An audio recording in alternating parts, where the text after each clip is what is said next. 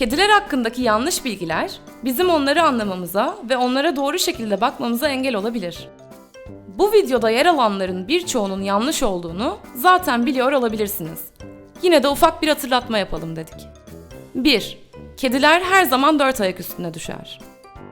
Maalesef kediler her zaman 4 ayak üstüne düşmedikleri gibi bazen kısa mesafelerden düşseler de ciddi yaralar alabilirler. Özellikle yavru kedi besliyorsanız buna dikkat etmenizde fayda var.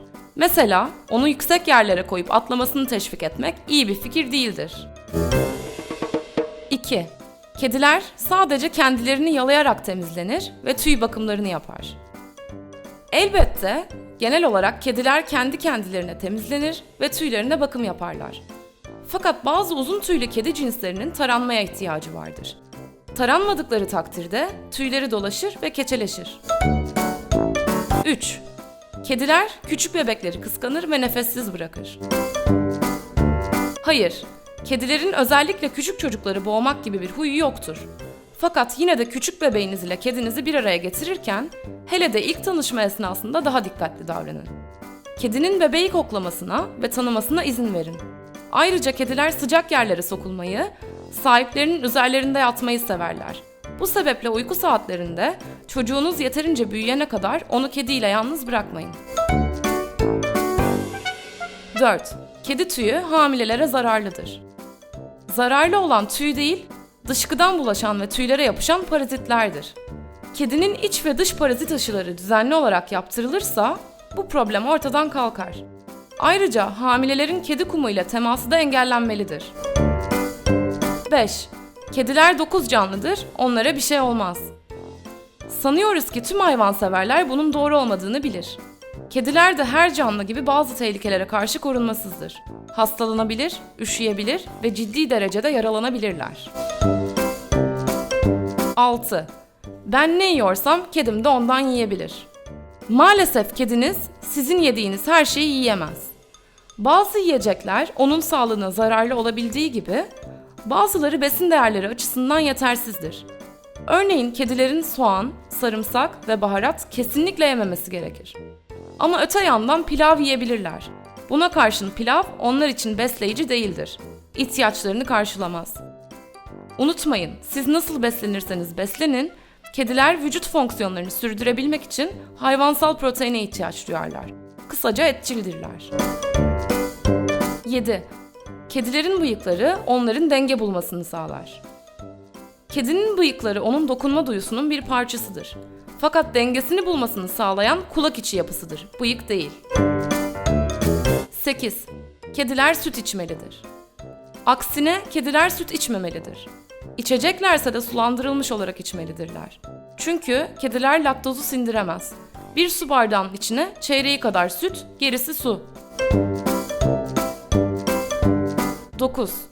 Ev kedileri hastalık ve parazit kapmaz. Aşılamaya gerek yoktur. Tamamen yanlış bir bilgi. Ev kedileri sizin dışarıdan giysi ve ayakkabılarınız yoluyla taşıdığınız parazit ve hastalıklara karşı korumasızdır. Bazense yiyip sindiremedikleri besinler bağırsaklarında parazitlenmeye sebep olabilir. Onu mutlaka düzenli olarak aşılatmalısınız. 10. Kediler sadece mutlu olduklarında mırıldarlar. Kediler huzursuz ve hasta olduklarında da mırıldayabilirler. Onların vücut dillerini ve gönderdikleri sinyalleri iyi izlemek gerekir. 11. Bütün kediler sudan nefret eder. Bazı kediler gerçekten sudan nefret eder ama hepsi değil. Sudan ve yüzmekten hoşlanan kediler de vardır. 12. Kediler asla yıkanmaz. Kediler çok gerekmedikçe yıkanmamalıdır, bu doğru.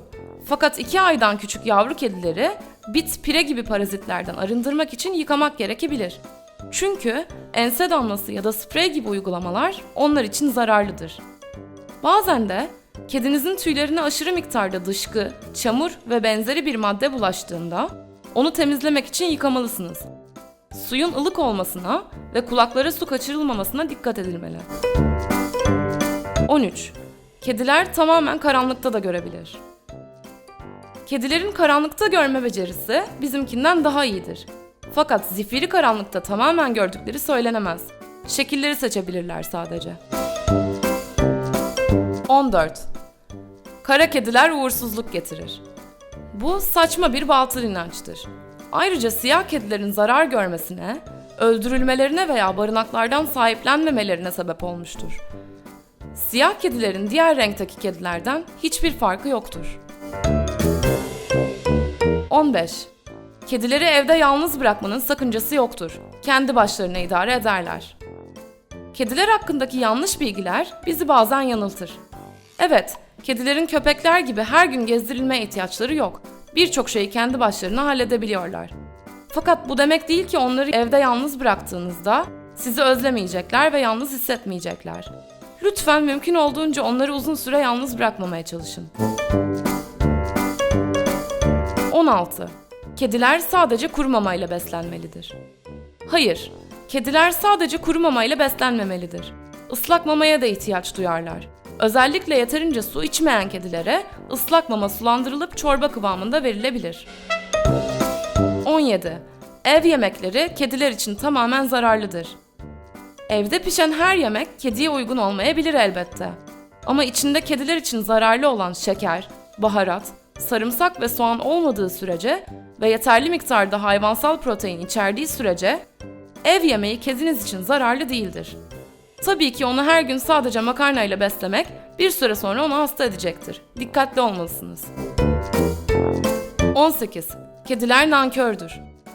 Kediler hakkındaki yanlış bilgiler tekrarlanarak bir süre sonra efsanelere dönüşmüş maalesef. Kedilerin nankör olduğu tamamen uydurmadır.